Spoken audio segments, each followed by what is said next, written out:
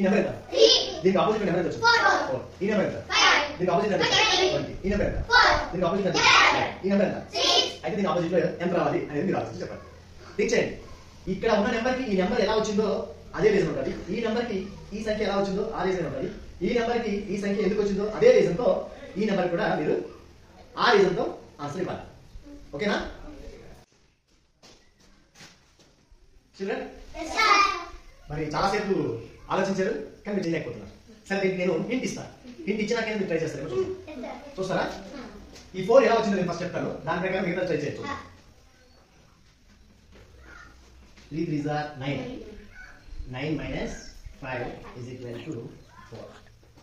ఇది ఒకటి చేశాను, ఇది క్లూ. దీని ప్రకారం మిగిలిన ట్రై చేయండి. ఎవరైనా చూస్తే చేస్తారా?